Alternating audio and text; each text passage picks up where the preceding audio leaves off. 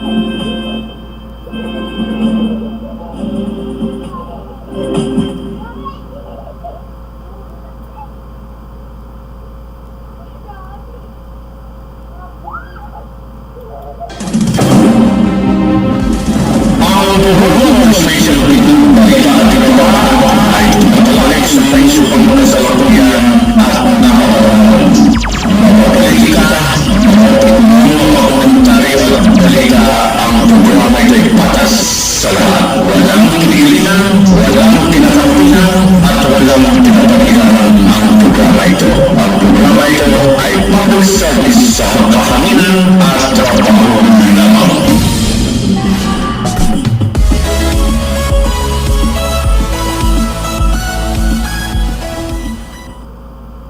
ang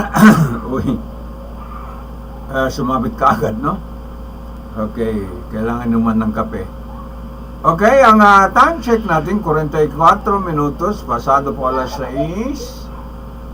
Okay, alas 6 po ng Disyembre 2024. Okay, gabi po ng Friday. Biyernes mga soke, no? Okay.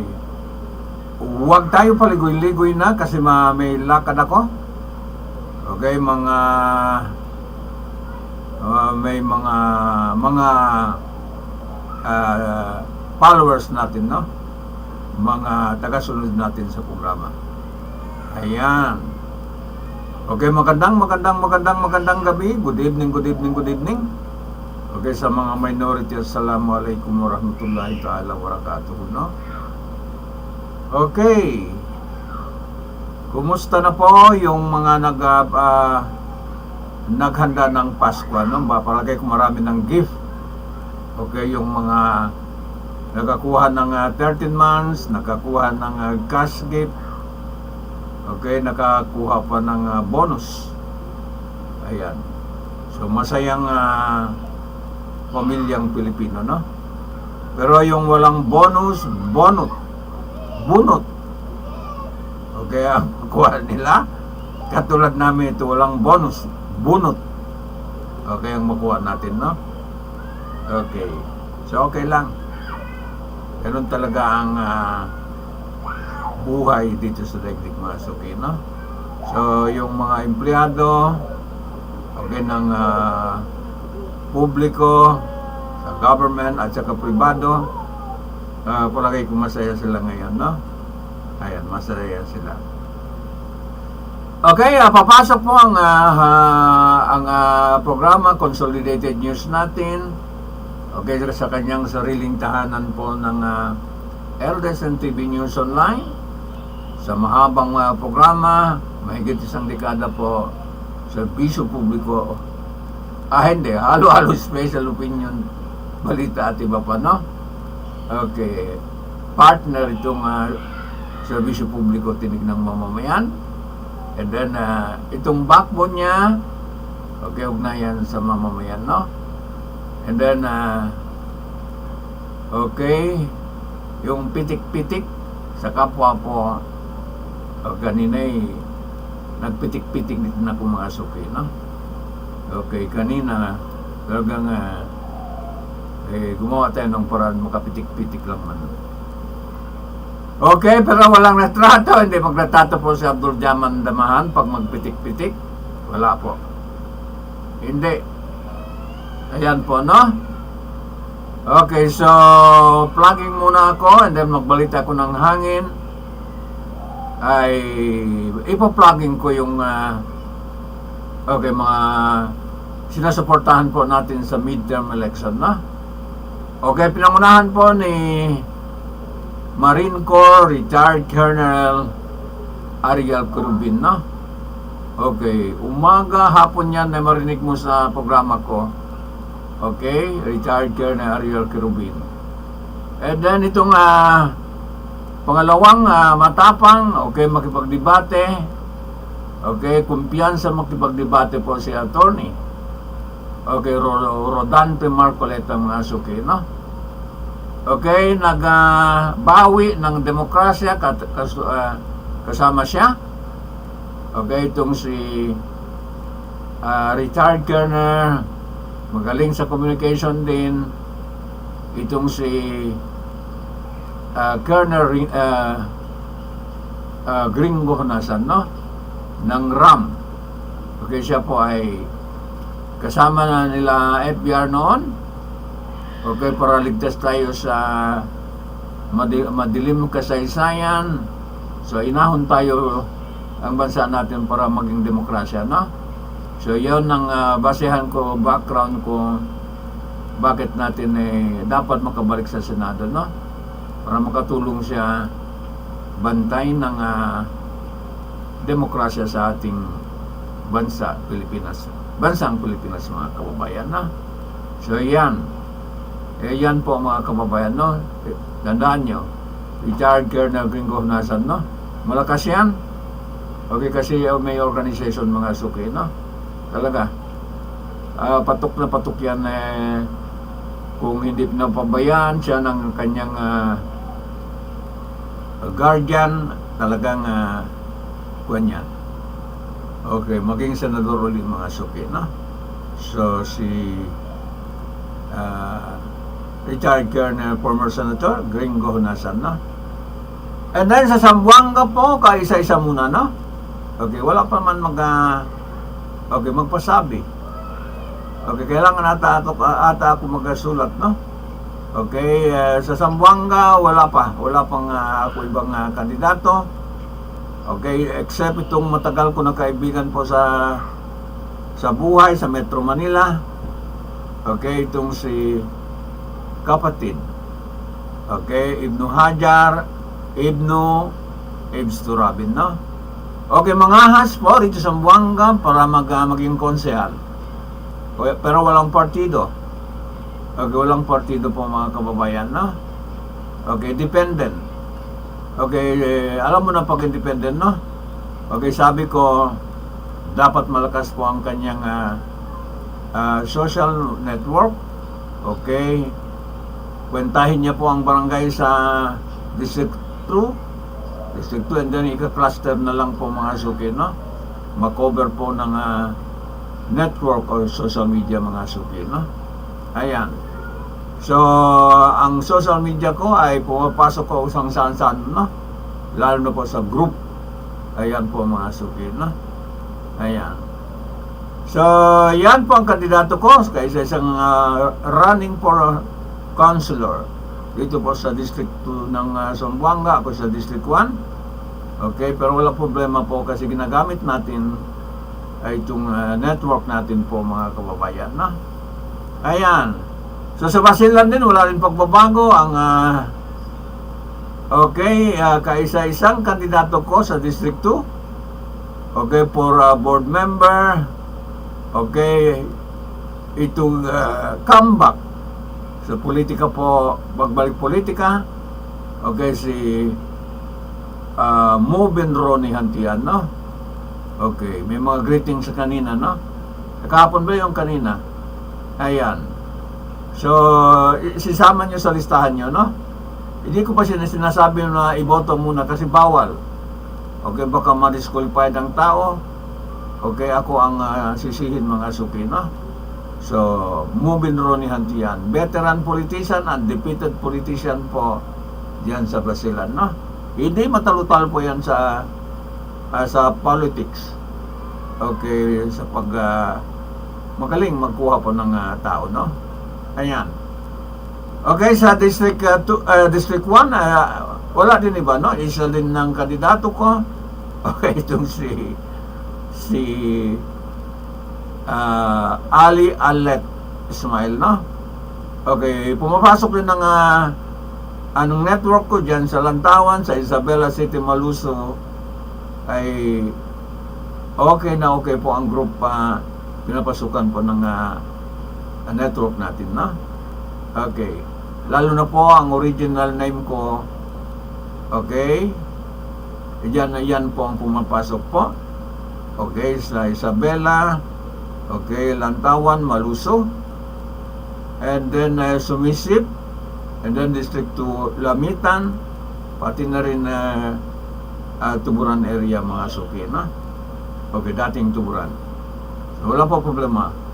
And then, ang kandidato ko sa konsehal, okay, Sangguniang Bayan, susumisip ka isa-isa rin, no? Okay. Itong si Ustad Mualam Amlon. Nakapromise ako, sabi ko, okay, dapat maging kagawad yan sa susumisip municipality, no? Okay. Qualified yan. Okay, kaliwat kanan. Okay. Tapos sa conventional school. Okay, and tapos tapos din sa Arabic school mga suki, no? So, kaliwat kanan po ang dala ng Ustad Muad Samlul, no? Okay. So, yan lang ang aking kandidato, no? Kasi yung iba wala pang pasabi, no? Okay, hindi ako magsayang ng oras kasi baka late ako sa aking appointment, no? Okay, sandali lang.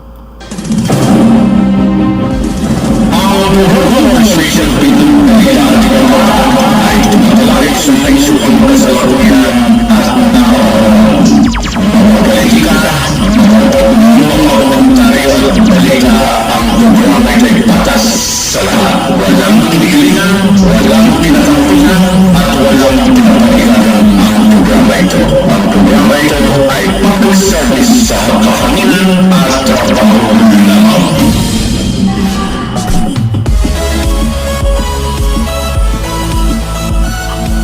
Okay, meron na pong bagong sinaksak pa, binili ko ng gadget. Ang ganda po ng sound, no? Okay, para sound modulation mga suki. Ayan. So, tinanggal ko yung matagal na panahon po ng gadget. And then, pinalit ko itong bagong mga suki, no? Okay, para modulate po ang sound natin, no? Pero matagal na maghanap buhay po ng isa. Okay, reserve ko lang yon. Okay, baka makapatayo ako ng isang studio. Okay, mga pag-open po ng taong 2024, no? 25. Okay. Mag-ipon lang ko ng equipment mga suki, no? Ayan. Outside Zamboanga po ang plano ko mga suki, no? Ayan. So, yan po ang balitang hangin. Sandali lang, no?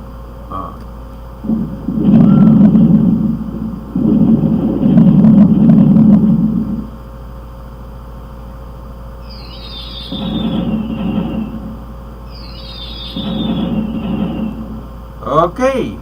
So, yan po ang unang balita natin, no? Mag-plugging. So, magbalitang hangin tayo para naman naunahin natin. And then, susunod ang isang mga suki, no? Ayan. Sige. Sa ating lahat,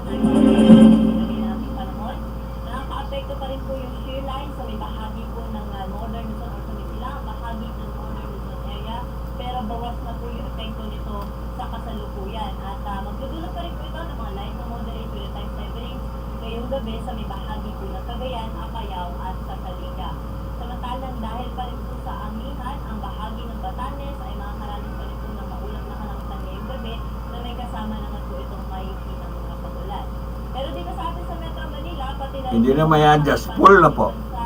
ay magiging fair weather condition ang panahon ngayong gabi. Kung may mga pagulan man po, panandalian lamang at isolated cases lamang po ito dala ng lampangay sa pagpilitor.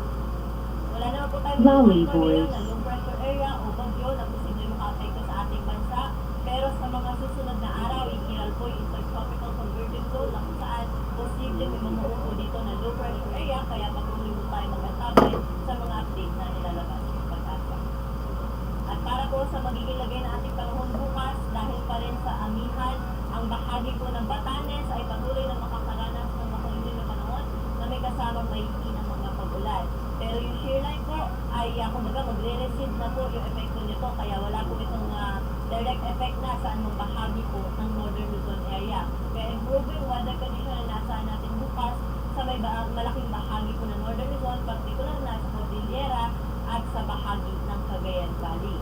At yun nga po, dahil nga wala tayo malawak ang mga pag-ulan bukas dito po sa may Northern Luzon, Central Luzon, kahit dito po sa Metro Manila at sa may Southern Luzon area ay maaliwalas sa panahon po ang inaasahan natin bukas. Kung may mga pag-ulan man ay isolated o pulo-pulo lamang po ito at mga panandaliang bulos lamang dala ng localized thunderstorm. Kaya kung lalabas po tayo ng ating mga tahanan bukas, huwag pa rin po kalimutan magdala ng bayog dahil posible pa rin yung mga pag-ulan pagsapit ng hapon at gabi. Temperatura po natin bukas sa Baguio City ay mula 16 hanggang 23 degrees Celsius, sa Lawag 24 to 32 degrees, sa Pagigaro naman 23 to 30 degrees Celsius. Dito sa Metro Manila, 24 to 32 degrees sa ng temperatura bukas, 21 to 31 degrees sa bahagi ng Tagaytay at 25 hanggang 32 degrees sa bahagi ng Legazpi. Dumako na po tayo sa Puerto Princesa at Calayan Islands na kung saan naabot po sa 32 hanggang 33 degrees ang maximum temperature. Sa mga kababayan po natin sa Visayas, wala tayong inaasahan na malawak ang mga pag-ulan dyan bukas, kaya magpapatuloy po yung kanilang naranasan na maliwan sa panahon, lalo na sa umaga hanggang tanghali, hapon at gabi, posible pa rin yung mga pulo-pulo mga pag-ulan, mga pag-idlat at pagpulong, dala ng localized thunderstorm. Temperatura natin sa Iloilo at sa Tacloban, pati na rin po sa bahagi ng Metro Cebu ay mula 26 hanggang 32 degrees Celsius. Sa bahagi ng po ng Mindanao, bukas ng hapon, ay inaasahan natin na iiran na po ang ating mga na intertropical convergence zone. Kaya sa may bahagi ng Davao City o Davao Region, ay posible po sila makaranas ng maulap na kalangkan na may kalat-kalat na mga pag-ulan, mga pag-idlat at pagpulong. Pero sa nalalabing bahagi ng Mindanao, fair weather condition ating naasahan, maliban sa pulo-pulo mga pag-ulan sa hapon at sa Cagayan de Oro, 24 to 32 degrees sagot ng temperatura bukas, Metro Davao, 25 to 32 degrees, at sa may Zamboanga, 25 to 32 degrees. Sa mga kababayan po natin na maglalayag, magandang balita pa rin dahil wala ho tayo ng pasagil warning sa anong baybayin ng ating karagatan at magiging moderate to rough sea condition lamang po ang baybayin sa may Northern Luzon, but sa ibang bahagi po ng ating katuluan ay magiging banayan kung isang magtaman lamang ang mga paghabol. Para sa ating 3-day weather outlook dito po sa Metro Manila, inaasahan natin na susunod na 3 araw ay magiging maaliwalas naman po yung ating panahon, pero pagsapit po ng Lunes hanggang Martes ay mas mataas po yung chance na ating mga pagulan na inaasahan. At ang temperatura natin dito sa Metro Manila for the next 3 days ay mula 23 hanggang 31 degrees. Sa Baguio City naman hanggang Linggo, maaliwalas po yung panahon na ating inaasahan dyan, pero kung nakikita natin pagdating ng Lunes hanggang Martes, ay posible po ulit bumalik yung shear line na kung saan magdudulot po ito ng mga kalat-kalat ng mga pag-ulan sa bahagi po ng Cordillera at Region, kasama po dyan ang Cagayan Valley. Temperatura sa Baguio for the next 3 days ay mula 16 hanggang 23 degrees. Sa may Legazpi City naman po, wala tayong naasahan na malawak ang mga pag-ulan for the next 3 days, maliban sa pulo-pulo o yung mga isolated rain showers madalas sa hapon. Sa mga kababayan naman po natin sa Metro Cebu, Iloilo at sa Tacloban City, for the next 3 days, generally fair weather condition yung ating naasahan, pero mataas po ang chance ng mga thunderstorms sa hapon at sa gabi. Meron po tayong mga warnings o thunderstorm advisories na nilalabas po sa ating social media accounts. Pwede rin po natin itong bisitahin sa ating website. Sa Metro Cebu, for the next 3 days, 26 hanggang 32 degrees sagot ng temperatura. Iloilo, 25 to 32 degrees, ganun din sa bahagi ng Tacloban. Dumako na po tayo sa Mindanao, na kung saan sa Metro Davao, sa may southern portion ng Mindanao, Pasong-pasong inaasahan natin ang mag-test ay magiging maulap po ang panalitan dyan na may kalat-kalat ng mga pag-ulan, mga pag-bidlat at pagkulog.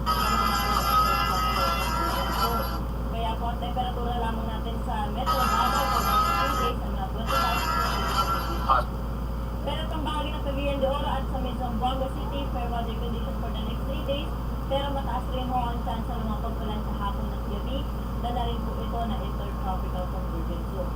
Kaya sa Cagayan de Oro, 24 to 31 hanggang 32 degrees, inasahan po natin na magiging agwat ng temperatura. Pero sa may Zamboanga City, may kainitan pa rin, aabot ng 32 degrees ang maximum temperature. At ang araw po natin dito sa Kamaynilaan ay lulubog mamayang 5:26 ng gabi at muli po ito sisikat bukas ng 6:08 ng umaga. Para sa karagdagang impormasyon ukol sa lagay natin panahon, mangyari i-like at i-follow kami sa aming social media accounts sa DOST_Pag-asa at bisitahin ang aming website sa pag-asa www.dostige.gov.ph. At yung Pilipinas, dito sa Broadcasting Center, ako po si Ana Floren Horda. Magandang hapon. Okay. Palagay ko si Ana Karen Horda. Okay, naka-cash gift na. Okay, naka-bonus na. At saka naka-13 months na, no? Okay, sigurado na po yung mga suki. Ayan. So, saan tayo pupunta? Okay, sandali lang, no? Limit lang natin ang oras. Baka malate tayo sa appointment, no? Ayan.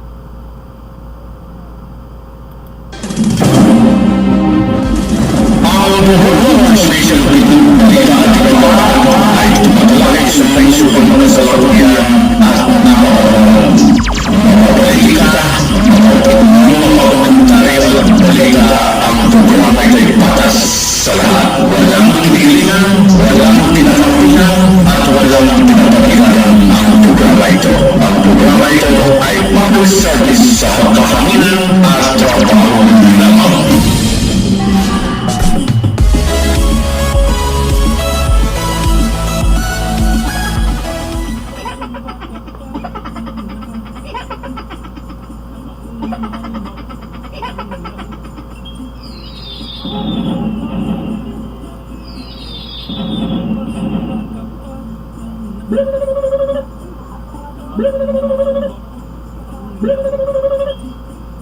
Okay, itong tao ito po mga suka, the most hated House Speaker of the Philippines.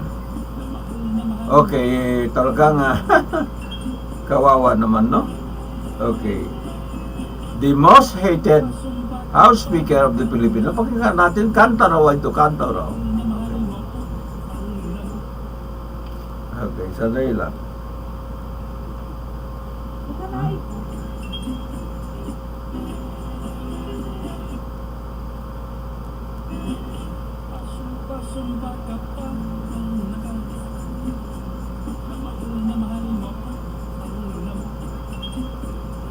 Problema, hindi marinig. Sayang. Wala na eh, puro na ito.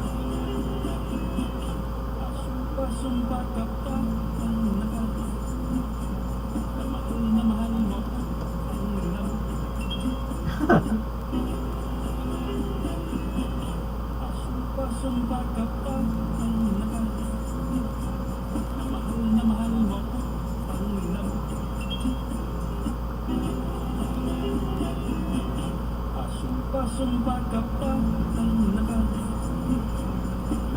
na mahal mo ako ang namo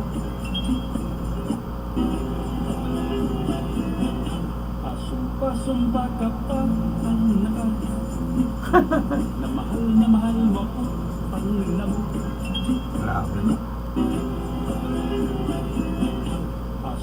sumpa ka pa ang naka na mahal mo ako ang namo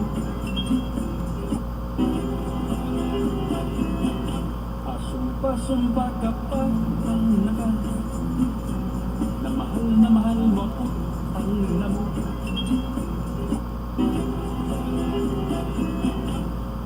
Okay, tama na po mga suki, no? Kawawa naman, no? Okay, kawawa talaga. Ayan po mga suki, no? The most hated speaker, okay, nangyari po sa Pilipinas mga suki, no? Okay, pumunta na tayo sa kung ano po sinasabi po ni former President Barack Obama, Paul Barack Obama, speechman after Donald Trump 2024 election win, hope for unity and bipartisanship, no? Okay, pakinggan na natin ito. Okay, pagkatapos ito ay maglayas tayo rito sa studio po mga saksuki, no? Okay, papakinggan natin to. Okay, veteran speaker, veteran politician, okay, veteran na professor, basta marami, puro veteran. Okay. At saka may sinabi po mga kababayan, no? May sinabi. Talagang okay po ang buhay nila mag-asawa ni First Lady Michelle Obama, no? So let's hear the former President Barack Obama, no? Okay. We're going to try to keep this on time. You know, it is good to see all of you. Thank you, Berto, for the introduction. I am very proud of that young man. Thank you for everything that you're doing, Berto, for bringing people here on the side of Chicago together. I want to thank all of our panelists, the amazing leaders from our network, the outside experts and thinkers, and Mga isang oras lang ito, no? who took time out of their busy schedules to be part of our third annual Democracy Forum. Yeah. Now, I should tell you that Okay, nakuha ko kanina sa kanyang speech kanina, effective leadership in a in a pluralistic society, no? So yan po ang dapat apply natin, no? Effective leadership in a pluralistic society. Katulad sa atin sa Pilipinas, dami tayong tribo, daming kanya-kanyang tribo. Dapat po ganun ang i-apply natin kung maging pinuno tayo, no? Effective leadership in a pluralistic society, no? Pluralistic society. Hindi mo pwede yung hindi mo pakialaman lahat, mga suki, no? Yung nasasakupan mo. Kailangan taga-inclusive ko. Okay, pag ikaw ay pinuno, mga suki, no? Okay, inclusive. Hindi pwede pabayaan po ang inyong pinamunuan, mga suki, no? Ayan. Ang iyong constituent. Sige po, continue. when I mentioned to a few friends that our foundation would be hosting a forum on democracy and pluralism,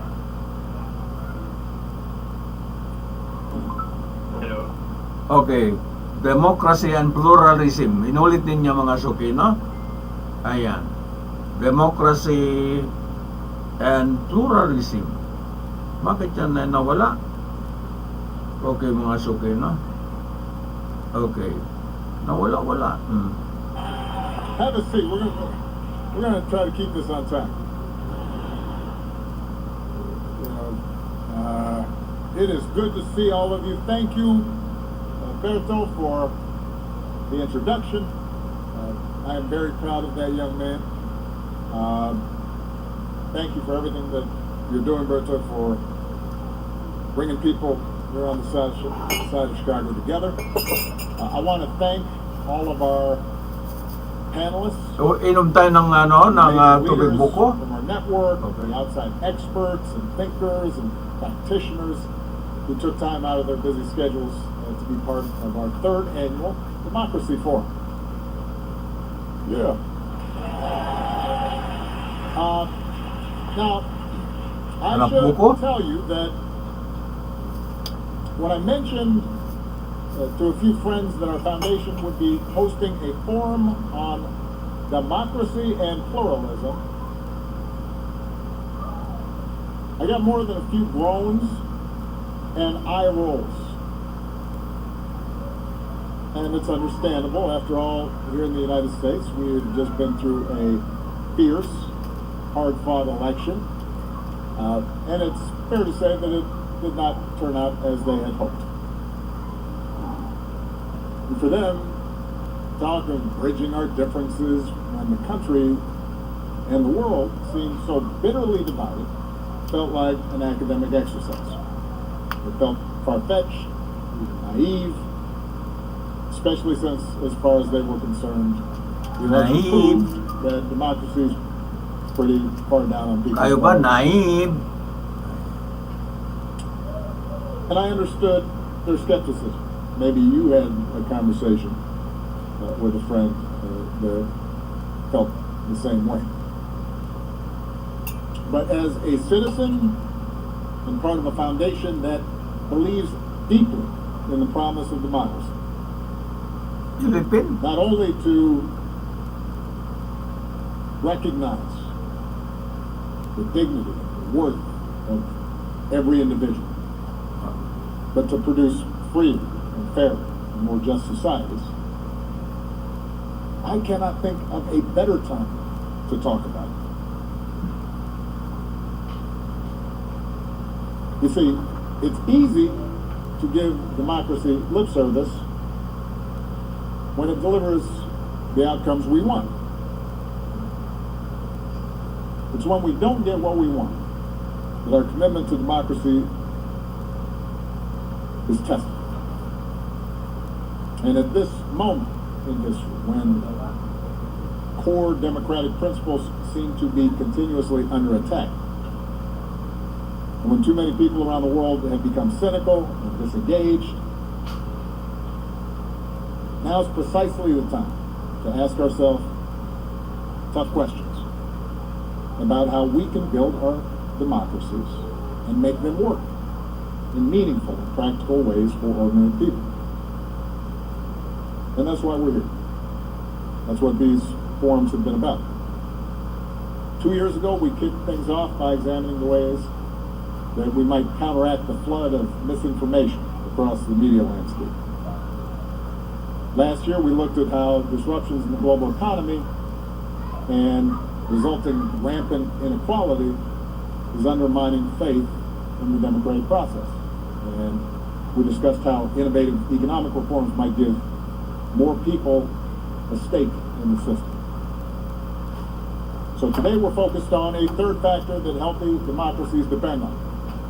An idea that political scientists often refer to as pluralism. Now, let's face it, pluralism is not a word that most of us use in everyday speech. I talked to one young leader earlier this year who's doing incredible work reducing gun violence here in the United States, and she admitted that she had to look the word up right before our call.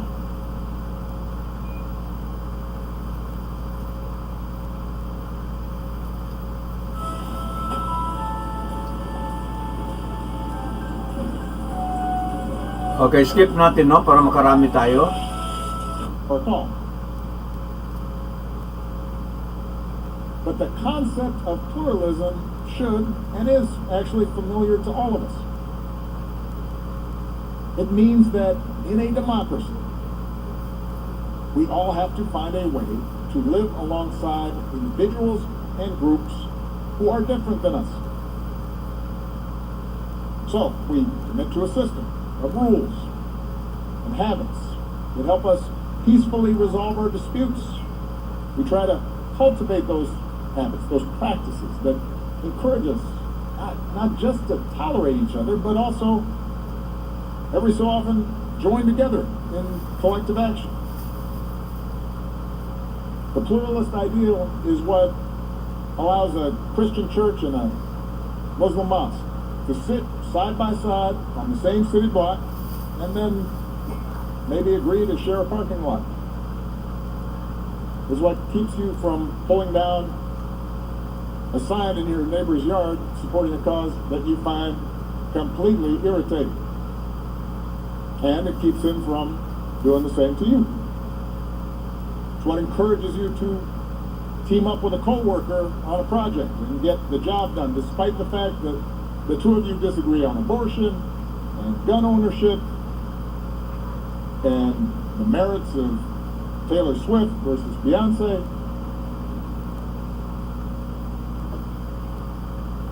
So this idea that each of us has to show a level of forbearance towards... Okay, tama, no? Tama yung halimbawa magkapitbahay ka, ibang tribo siya, ibang lahi siya. Okay. Dapat kapitbahay mo ay kasundo mo, no?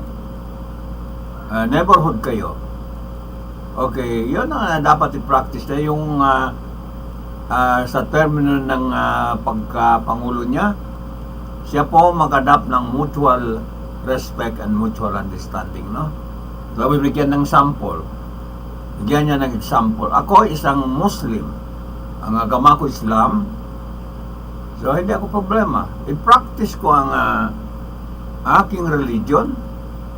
Hindi maka-disturb sa iba. Halimbawa, yung kapitbahay mo, isang Catholic o isang Baptist. Okay, kung anong religion, isang Iglesia ni Cristo, isang KOJC, wala tayong problema. Kanya-kanya po ang practice ng kanilang religion. Yan ang sinulong niya nung unang term niya, no? Hanggang pangalawang term yun, yung mutual respect and mutual understanding. Okay, sa network namin ay pinalaganap namin yun yung kanyang policy tungkol po sa religious tolerance, no? Ayan. So, kinuntinyo rin, living side by side with your neighbors. Hindi ka magka-problema, no? Okay, sa observation ko, pag ang kapitbahay mo tausok tapos iyakan ka o kaya sama ka, iba po pagtingin. Hindi po dapat yun mga suki, no? Pag kapitbahay mo, ikaw ay tausok, ako ay iyakan, okay, wala kang problema dapat sa kapitbahay mo. O kaya ay Chabacano, kung ano man na tribo, i-welcome mo siya bilang kapitbahay, no? Okay. Hindi ka magsino-sino, okay, dyan sa kapitbahay. Mahalin mo, kasi yan ang katulong mo, neighbor mo kung may problema ka mga suki, no? Alangan po ang kamag-anak ko ay malayo sa lupalo po ng dulo ng Basilan, no?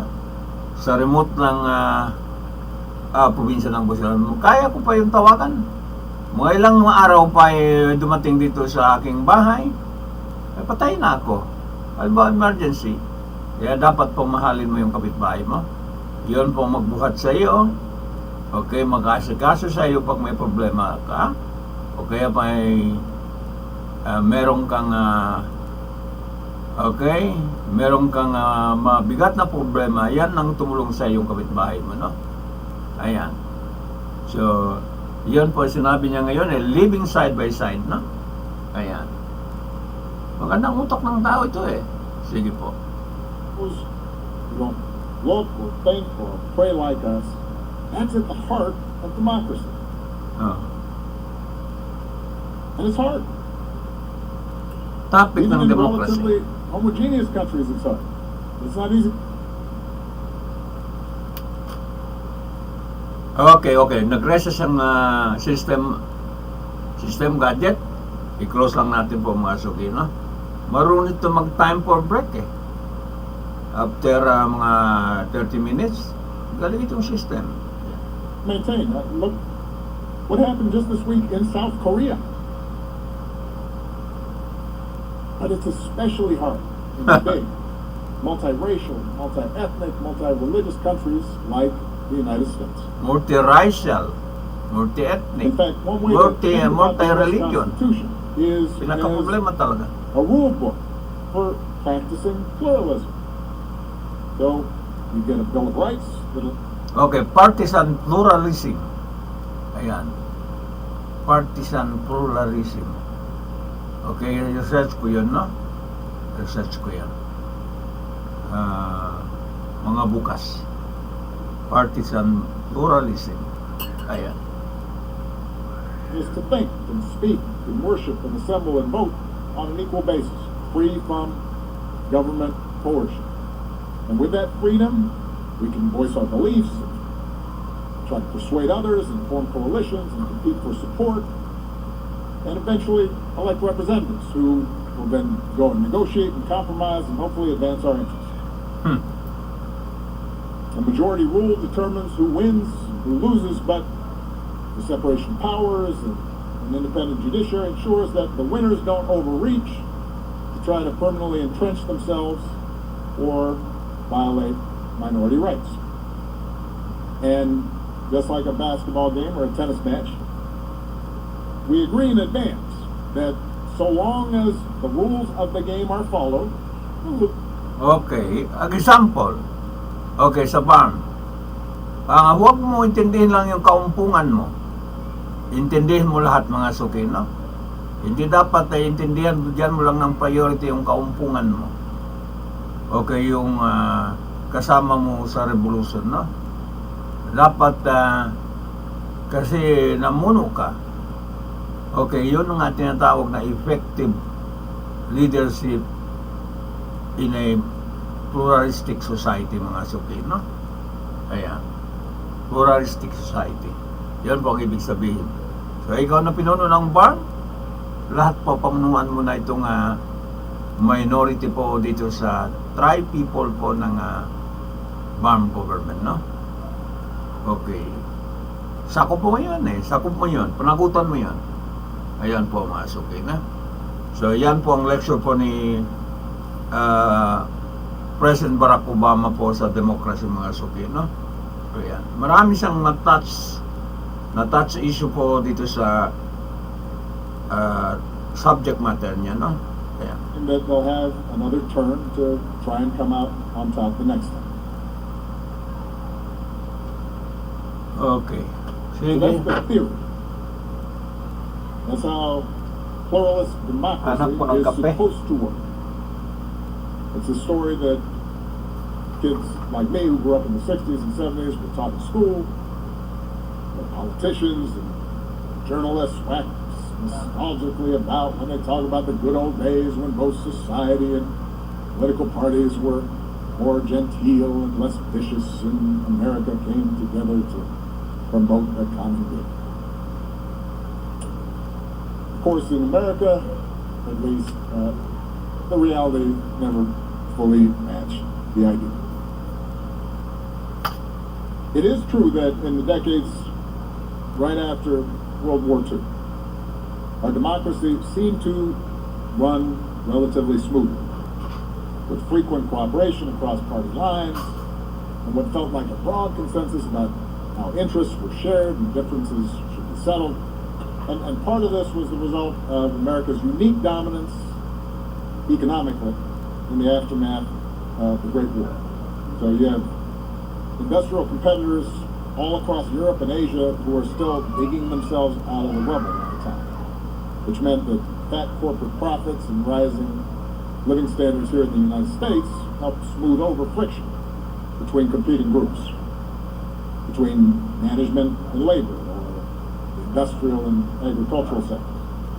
And meanwhile, the Cold War generated solidarity against an external threat, and a shared perspective on the world was constantly reinforced by a handful of TV networks, movie studios, newspaper chains, and magazines that served as nearly everybody's main source of news and entertainment. Everybody watched Gilligan's Island, even if they didn't admit it.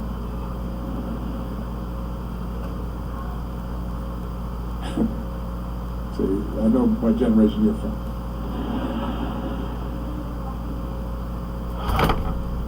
But the biggest reason that American pluralism seemed to be working so well mainly had to do with who it left out. The fact is, for most of our history, our democracy was built on top of a deeply entrenched caste system, formal and informal, based on race and gender and class and sexual orientation.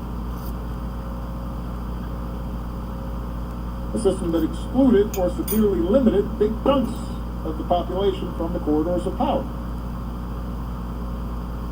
Just to give you some perspective, as late as 2005, when I was sworn in as Illinois' junior senator, I was the only African American in the United States Senate. One out of 100. Only the third since Reconstruction. Out of 100 senators, there were exactly 2 Latinos. And only 14 women. fair to say that when everyone in Washington looked the same and shared the same experiences and were in the men's side of the Senate gym, because the women just had kind of a closet that they had modified, cutting deals and getting along was a whole lot simpler. And then starting with the civil rights movement in the early 60s, things got more complicated. So in rapid succession, historically marginalized groups, blacks, Latinos, Asians, Native Americans, women, gays and lesbians, disabled Americans, demanded a seat at the table. Not only did they insist on a fair share of government-directed resources, but they brought with them new issues born of their unique experiences that could not just be resolved by giving them a bigger slice of the pie. So racial minorities insisted that the government intervene more deeply into the private sector and civil society to root out long-standing systemic discrimination. Women, the gall of them, called for greater autonomy over their own bodies, while gays and lesbians stepped out of the shadows to demand equal treatment under the law, posing direct challenges to widely held religious and social norms. In other words, politics was not just a fight about tax rates or roads anymore. 30 minutes na lang, no? Matapos ito, hindi matapos, basta 30 minutes na lang. Core of our being. Now, we expected society to structure itself. Issues of identity, status, and gender. Issues of family, values, faith. Historically disadvantaged groups began to question the legitimacy of the system as a whole when they had played no part in writing its rules. Public arguments became louder and more contentious and more emotional. And in the face of all these challenges to the status quo, a lot of people, yes, those at the top of the pecking order, but also those who had just been raised to put their faith in authority and tradition, began to feel that their way of life, the American way of life, was under attack. This would have been a lot for any democracy to manage, even in good times. But of course, all this was happening against the backdrop of a rapidly changing economy. Changes that would massively increase inequality, widen the divide between rural and urban communities, and advantage so-called knowledge workers over those without college degrees.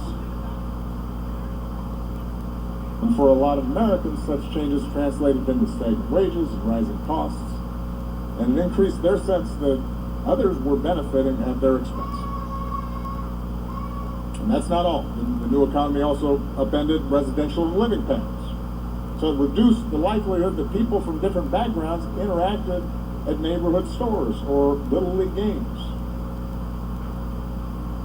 People who were wealthier send their kids to private schools. So they're not only are their kids not interacting with regular folks, but they aren't either.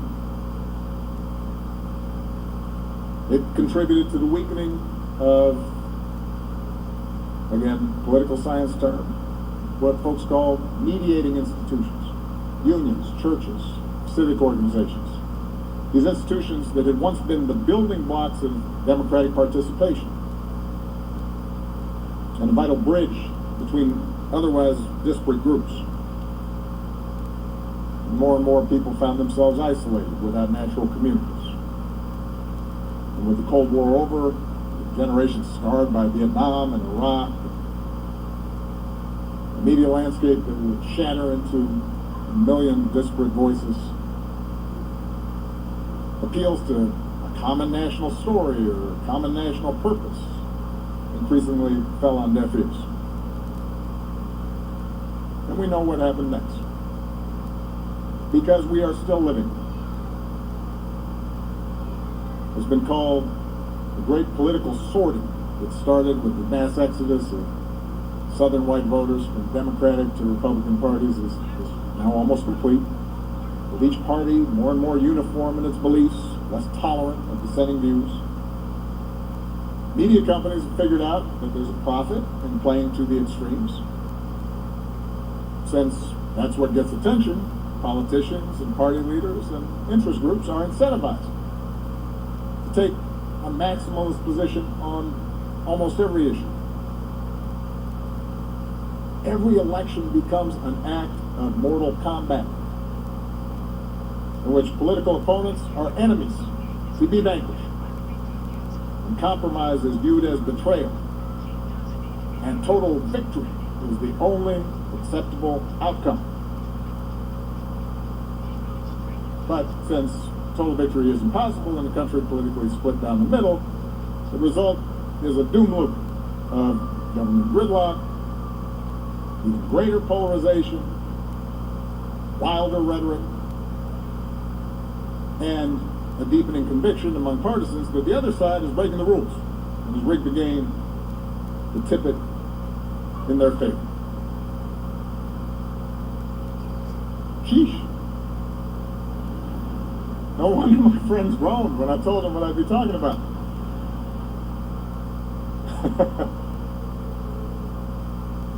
Now, before I go on, let me acknowledge I've been focused on the United States since that's what I'm most familiar with.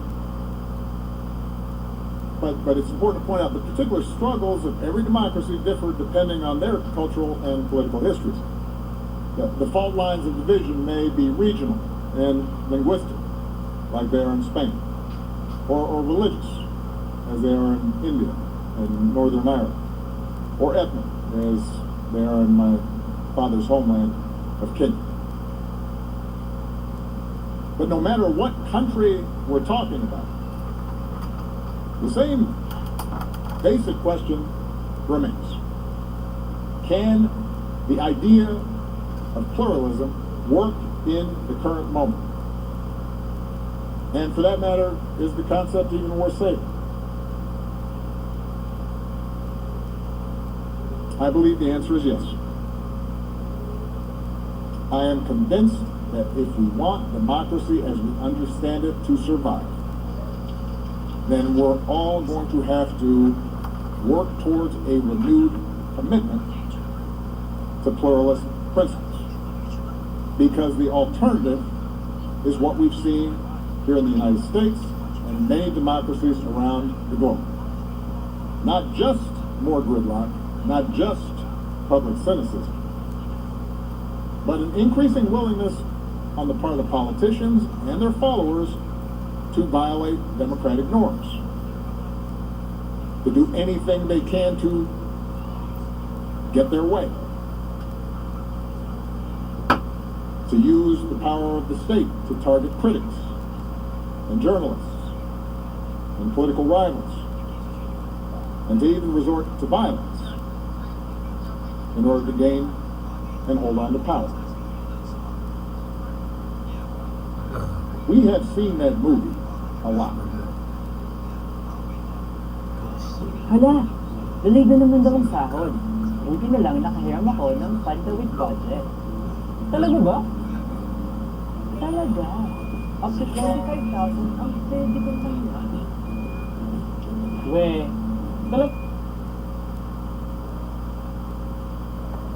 So how do we choose the better path? I'm not going to pretend there are easy answers. Some of the trends I described played out over decades. Reversing them is going to take time as well. But as you've heard from many of our panelists today, we are seeing successful efforts around this country and around the world to reinvigorate pluralist values. And rather than just repeat what you've already heard from some of our panelists, I'm just going to try to quickly summarize a few quick principles for us to consider in our work. Point number one.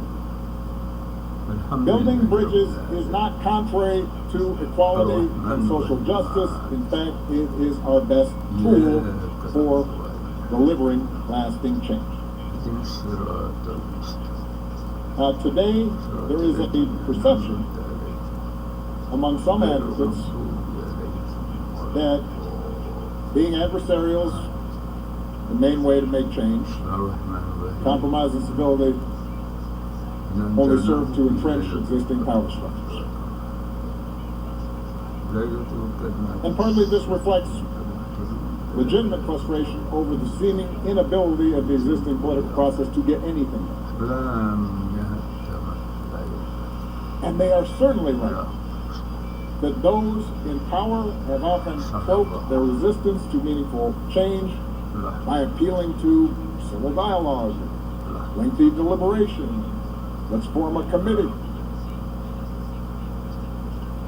In his letter from Birmingham jail, Dr. King scolded those who counseled patience and seemed more worried about social disruption than rank injustice, saying that there comes a time, Dr. King said, when the cup of endurance runs over and men are no longer willing to be plunged into the abyss of despair.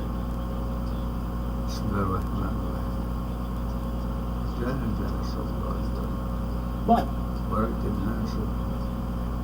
Dr. King, like Gandhi, like Nelson Mandela, also understood if you want to create lasting change, you have to find ways to practice addition rather than subtraction. So let me make this key point. Pluralism is not about holding hands and singing Kumbaya. It is not about abandoning your convictions and folding when things get tough. It is about recognizing that in a democracy, power comes from forging alliances and building coalitions and making room in those coalitions, not only for the woke, but also for the waking. Now, there are risks involved in engaging with groups you disagree with, particularly if there's a power imbalance involved. There's a risk when you begin to negotiate compromises that you'll give away too much, that you whittle away your issues to the point where it's hard to claim that you're making progress. And building bridges may require you to deal with people who not only disagree with you, but do not respect you. When I was president, there were many times where I was negotiating with people who made it pretty clear they didn't think I should be president. Legally, morally.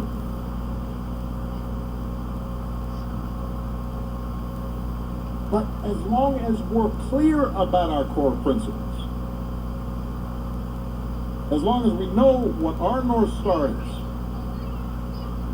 we have to be open to other people's experiences and believe that by listening to these people and building relationships and understanding what their fears are, we might actually bring some of them, not all of them, but some of them along with us. And this is not just the job of leaders. This is an important point. Advocates and rank and file in any group have to be down for compromise as well. Now, a few months ago, I talked with a young advocate who said that a lot of her work was online. She gets rewarded for taking maximalist positions. And she gets punished sometimes if she suggests strategic compromise. Even though, and so her incentives led her often to say things that didn't necessarily jibe with how she was feeling, because she was constantly worried, looking over her shoulder, if she gave ground, in order to get 3/4 or half a loaf instead of nothing, she might be accused of selling out, which then led to fewer followers, fewer donations, and ultimately less influence. So in a democracy, it's important to argue strongly for the issues we care about and draw lines that we're not willing to cross. But purity tests are not a recipe for long-term success. Point number 2. Pluralism does not require us to deny our unique identities or experiences. But it does require that we try to understand the identities and experiences of others and to look for common ground.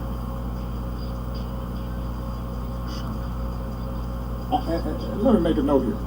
A lot of what's labeled identity politics is just folks trying to find an excuse to be able to continue to do what they've been doing in terms of feeling free to call people names or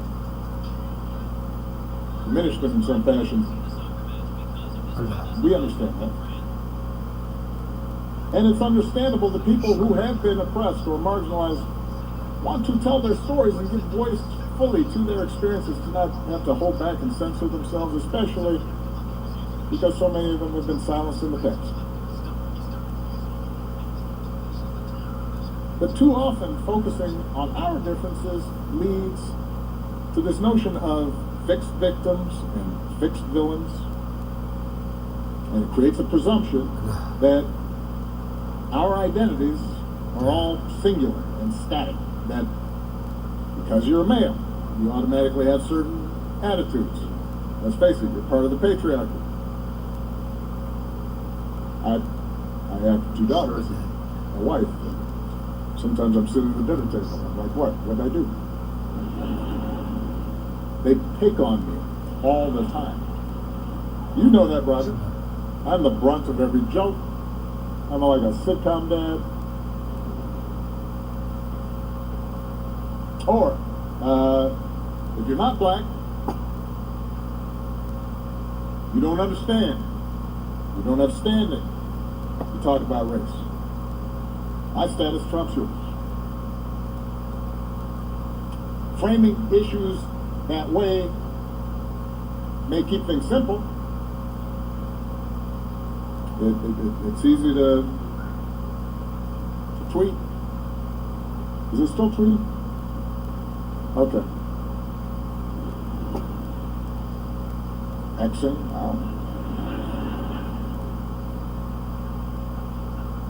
And it may feel satisfying in the short term. Unfortunately, it actually reinforces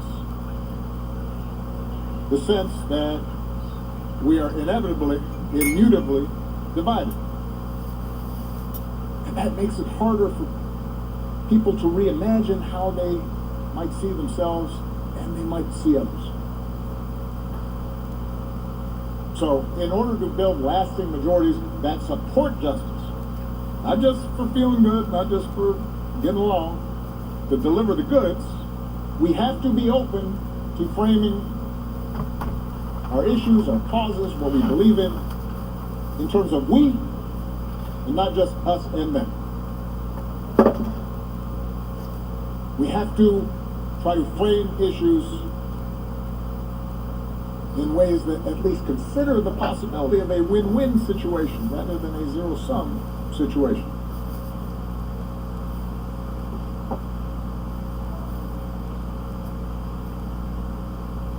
As the Christmas season begins, take my advice. If there is someone hot-tempered in the house, you must grow a lotus flower. It can be planted in any type of container, whether it's a jar, a small bowl, or even a fish tank. Its flowers are very beautiful. You only need to drop the seeds into the water. No complicated care is required. When the flowers bloom, the whole Situation. That's what Mandela understood when he befriends the man guarding his prison cell. That's what King understood in framing the issue not simply as an African American issue, but as an American issue. Who are we? What are we trying to be? Understanding that the oppressor is as yoked and confined and limited by these systems as the oppressed. And we have to acknowledge that we all have multiple identities. I am a 63-year-old African-American man, for example, but I am also a husband, I am a father, I am a Christian who is constantly wrestling with his doubts about organized religion. I'm a writer. I'm a Bears fan, which has not been easy.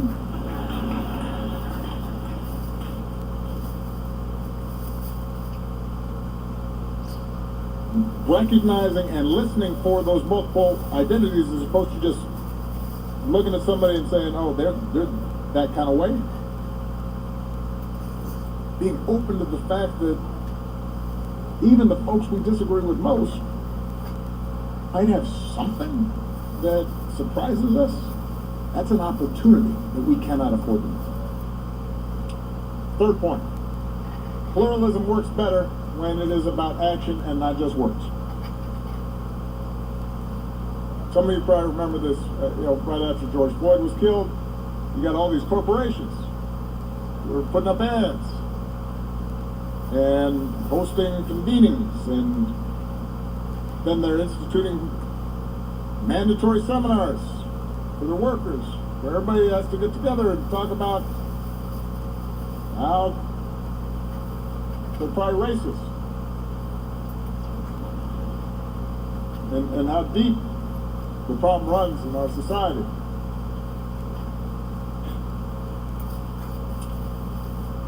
And I wrote down in the speech, while their intentions are good, but I'm not sure I believe that. There's a little bit of like, let's get over on the cheap, but let's assume sometimes the intentions were good. Nothing changed. And unsurprisingly, 4 years later, all of those seminars disappeared.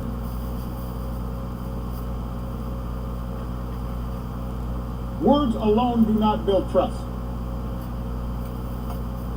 Words alone do not rid people of prejudice.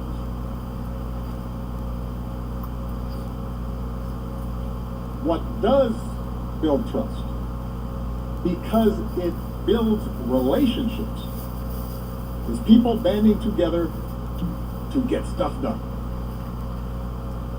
Whether it's a mosque and a synagogue joining forces to help victims of a natural disaster, or a black community linking up with a traditionally hostile white community in Chicago to try to stop a highway from running through both neighborhoods.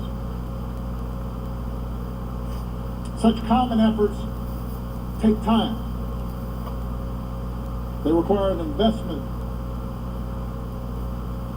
on the part of the participants.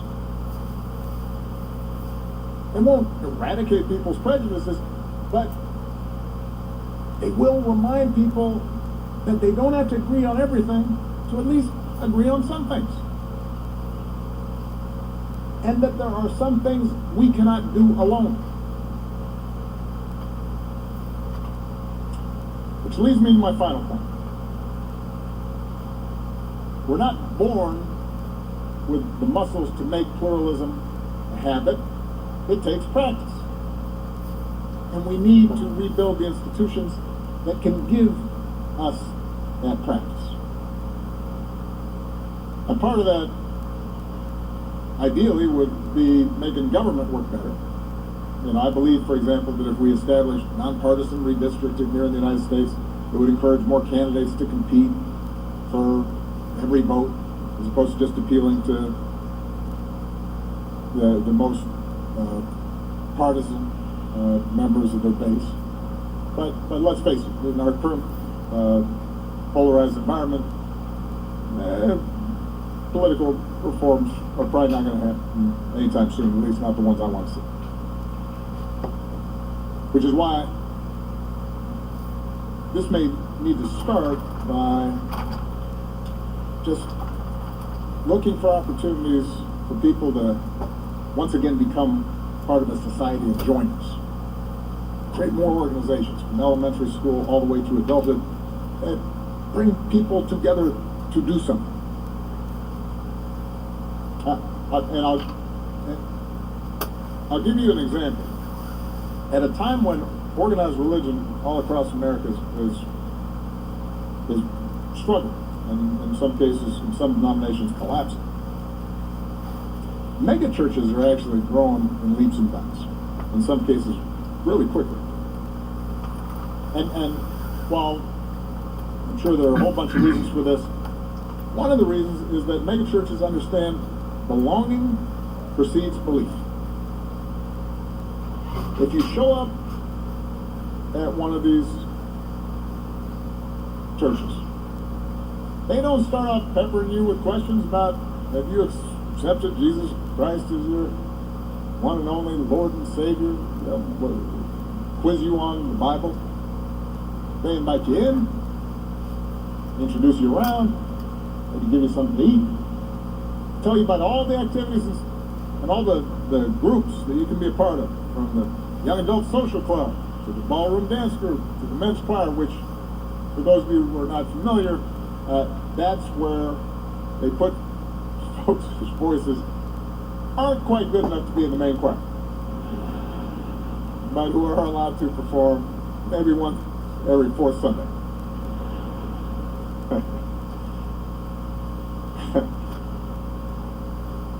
Point is,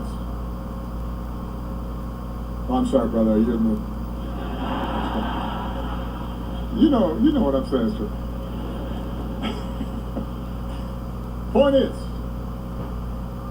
mega churches are built around this idea of, let's just get you in there and get you doing stuff and meeting people and showing you how you can participate and be active. It's about agency and relationships. It's not about theology or handouts. And they're trying to create a big tent where lots of different people can feel comfortable. And once that happens, then they can have a deeper conversation about faith in a way that folks aren't spooked by. And what megachurches are doing is actually also a good argument for localism. A lot of us obsess about, and the press and social media obsess about what's happening in Washington, and I understand, because it can be crazy.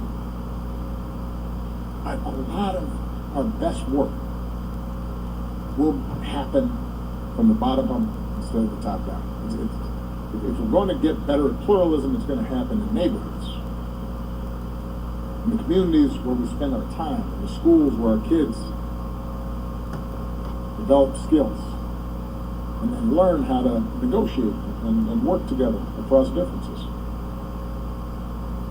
Now, at this point you may be thinking, this all sounds pretty good, except pluralism depends on everyone following a certain set of rules. That's what you said, Obama. What happens when the other side has repeatedly and abundantly made clear they are not interested in playing by the rules?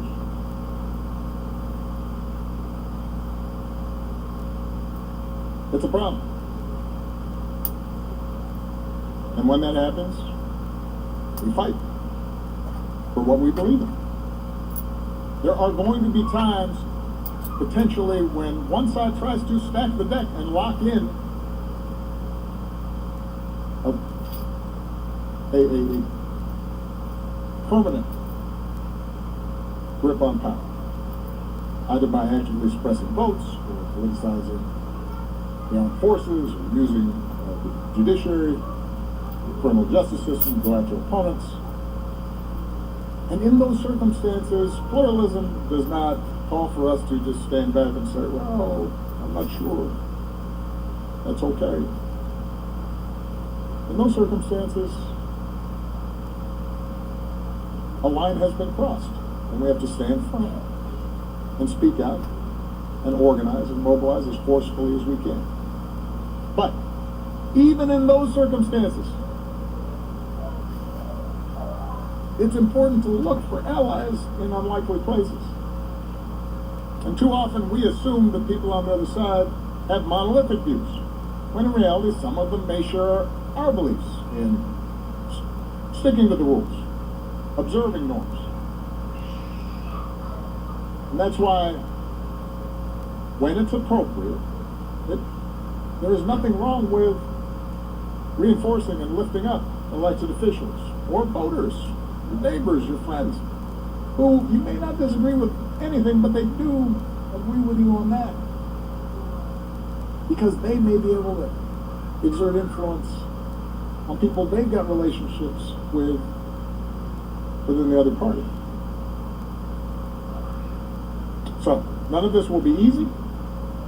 Building up these habits and practices that so often we've lost. Learning to trust each other again, that's a generational project. Which is why I am so excited about the young people, some of whom you've already heard from today and who you will hear from in a moment, who are experimenting with different ways to do this. I'm thinking about leaders like Lumiere Lepre, community organizer in France, who's training a network of rural change makers in a country where extremism dominates many villages. Or Ayu Kartika Devi, who started a program in Indonesia that sends children and their mentors to different parts of the country during school holidays to live with a family from a different cultural background. Leaders like Lumiere and Ayu are showing us the way. And what they're discovering is that when they apply the principles we just talked about, when they listen, they recognize their multiple identities, seek out common experiences and common values, they're not just strengthening democratic habits. They're building stronger organizations, which means they can deliver better results, concrete results for their members. That is the power of pluralism.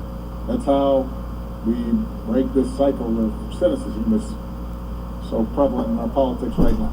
And ultimately, that's how we're going to solve some of the greatest challenges of our time.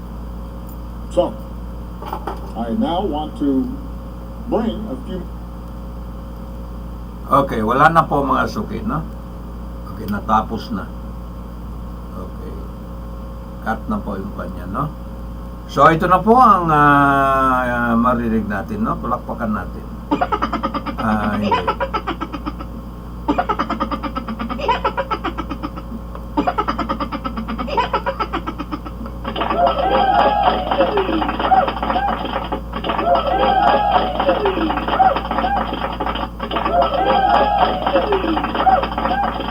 Monster voice, female voice, male voice, valley voice. Mentor sa democracy, mga suki, no? Okay. Professor siya sa Harvard ata. Okay. So, at saka maraming libro. Ayan po. Galing sumulat po, mga suki, no? Kung nabasa niyo yung pagkandidato niya bago siya magkandidato for president, yung Audacity of Hopes, siya yun nakakda ng libro na yan, no? Okay. Yan ang libro niya, Audacity of Hopes. Pero maraming kasunod na libro yun. Ayan po, mga suki, no? So, ito po ay tapos na tayo, no?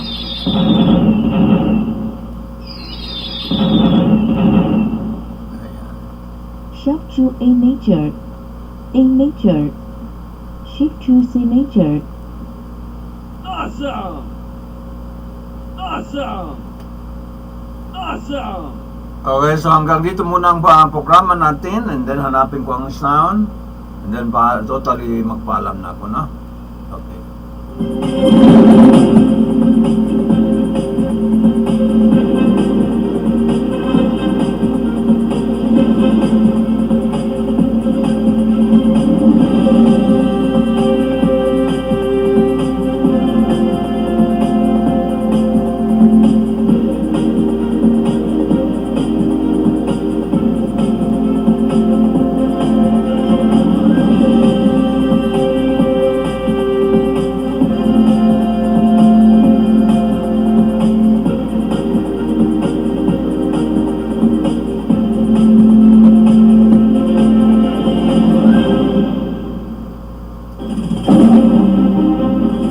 Ang Bureau Administration ng balita at ibabaga ay tumatalakay sa may subang sa Latvia at nakaumon.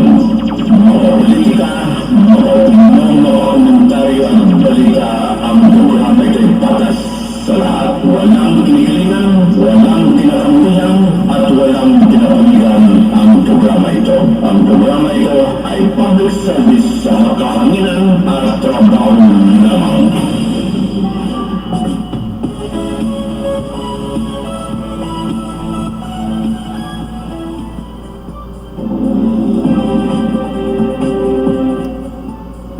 So, ito naman ang katapusan po ng programa natin, termination ng programa natin. Happy weekend to all of you. Okay, sa gabi po ng Biyernes. Okay, dito po sa Consolidated News natin, mga kababayan. Ay, po. Consolidated News natin sa gabing ito, no? Okay, siyempre pa rin sa kanyang tahanan, ADLSN TV News Online. Okay, sa kanyang programa po, Halo-Halo Special, Opinion, Balita at iba pa. Okay, na mahigit na isang dekada po ay namayagpag ang programa natin, no? Okay. Sa palagay ko, okay, sinamahan po ng serbisyo publiko tinig ng mamamayan at saka ugnayan sa mamamayan, ang kanyang backbone at saka pagmamahal natin po sa kapwa mga suki, no? Ayan, mag-aruga, mahal sa kapwa mga suki, no? Okay, so yan ang lecture po ng demokrasya at pluralism mga suki, no?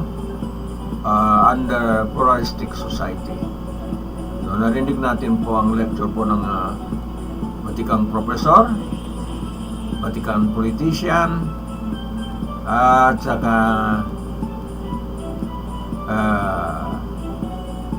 ano pang pwede natin masabi, veteran legislator. Okay, lahat-lahat na ata mga suki, no? Okay, si former President Barack Obama. Ayan. So may kitang oras, no? Ang lecture na yun. Okay, so there you are. Wala na akong oras. Magpaalam na akong mga suki. Magandang gabi sa inyo. Happy weekend. 100%. Wala tayong masamang tinapay sa kapwa. Okay, happy weekend to all of you. Okay, happy pahinga naman tayo, no? Okay, this has been Abs naman lamang po. Bye-bye.